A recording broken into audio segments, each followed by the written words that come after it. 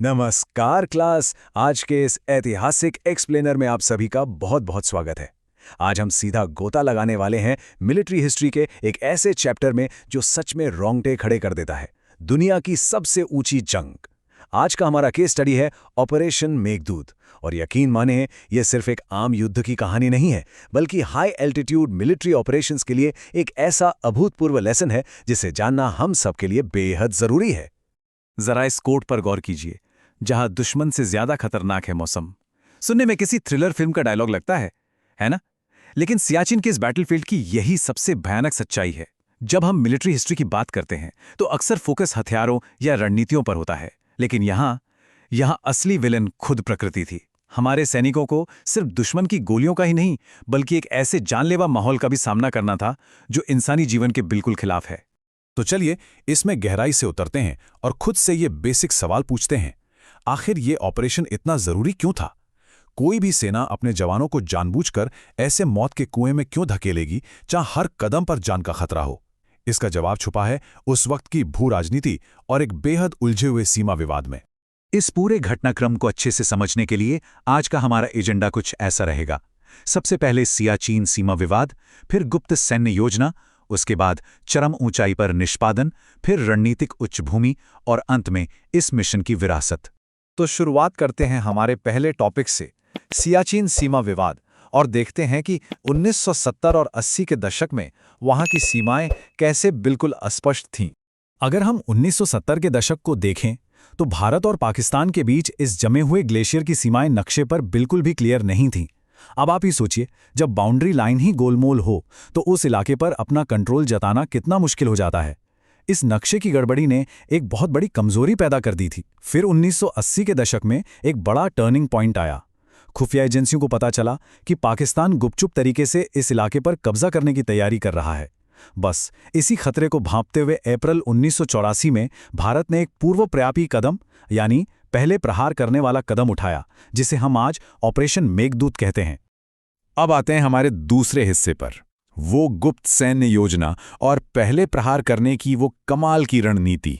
Operation Meghdoot असल में था क्या? ये एक बेहद गुप्त भारतीय सैन्य मिशन था। इसका एक ही टारगेट था, विरोधी सेना के वहां पहुंचने से पहले सियाचिन ग्लेशियर की सबसे ऊंची और अहम चोटियों पर कब्जा करना। यहां सबसे जरूरी चीज थी आपकी स्पीड। ये सचमुच समय के खिलाफ एक रेस थी। जो भी पहले ऊपर पहुंचता, पूरा सामरिक फायदा उसी के हाथ में होता। चलिए अब आगे बढ़ते हैं सेक्शन 3 की तरफ, चरम ऊंचाई पर निष्पादन और 13 अप्रैल 1984 के वो रोंगटे खड़े कर देने वाले पल। यहां आपको ये समझना होगा कि उस भयानक इलाके को पार करना असली जंग से कम खतरनाक नहीं था। जरा इस नंबर पर गौर कीजिए, -50 डिग्री सेल्सियस।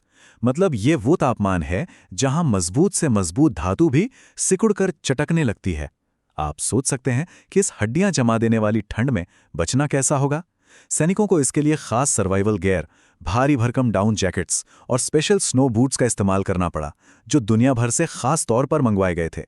सच कहूं तो इन उपकरणों के बिना उस बर्फीले नरक में कुछ घंटे बिताना भी बिल्कुल नामुमकिन था। और ये सब हो कहाँ रहा था? 20,000 फीट की ऊंचाई पर। ये वो ऊंचाई है जहां हवा इतनी पतली हो जाती है कि हेलीकॉप्टर्स भी अपनी पूरी यांत्रिक क्षमता की हद पर आकर हाँफने लगते हैं। रिकॉर्ड्स बताते हैं कि उस दिन पायलट और जवान दोनों ने मशीन और इंसानी शरीर दोनों की सीमाओं को तोड़कर रख दिया था। एक किस्सा है कि उस पतली हवा में जहां शरीर बिल्कुल सुन्न पड़ रहा था, हमारे जवान सिर्फ और सिर्फ अपनी अदम्य इच्छा शक्ति के दम पर आगे बढ़ रहे थे। इस मिशन का एग्जीक्यूशन 3 मेन स्टेप्स में हुआ।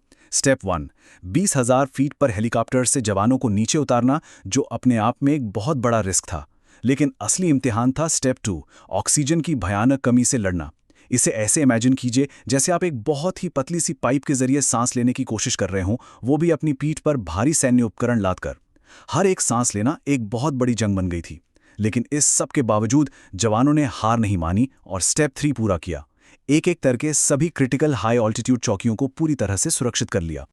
अब आते हैं सेक्शन 4 पर, रणनीतिक उच्च भूमि और इस पूरे मिशन के सामरिक नतीजे।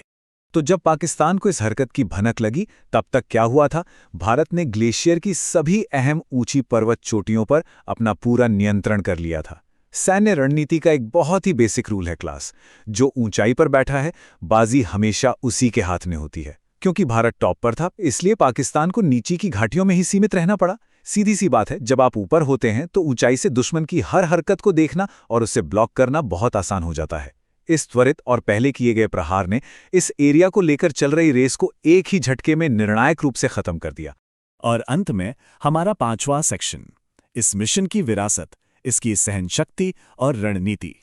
आज भी ऑपरेशन मेघदूत सिर्फ एक सैन्य जीत का पन्ना नहीं है। ये इंसान की सहन शक्ति, कमाल की सैन्य रणनीति और अनगिनत बलिदानों का एक ऐसा प्रतीक है जिसे भुलाया नहीं जा सकता। और सबसे हैरान करने वाली बात यह है कि आज इतने सालों बाद भी वहां का मौसम और वो जमा देने वाला माहौल वैसा ही है। दुनिया के इस सबसे बेरहम इलाके में हमारे तैनात जवानों के लिए आज भी सबसे बड़ी चुनौती दुश्मन से ज्यादा उस चरम मौसम ने हर दिन सरवाइव करना ही है। तो जैसे ही हम आज का ये ऐतिहासिक लेसन खत्म करते हैं, मैं आपको एक बड़े सवाल के साथ छोड़ना चाहता हूं। सियाचिन ने हमें दिखाया कि कैसे भूगोल सीधे तौर पर सैन्य रणनीति को तय करता है। तो जरा सोचिए, इतिहास भर में ऐसे कौन से दूसरे असंभव इलाके रहे हैं जिन्होंने युद्ध के तरीकों और सैन्य अभियानों को हमेशा के लिए बदल कर रख दिया। इस बारे में जरूर विचार कीजिएगा। आज की इस क्लास में मेरे साथ जुड़ने के लिए आपका बहुत बहुत शुक्रिया।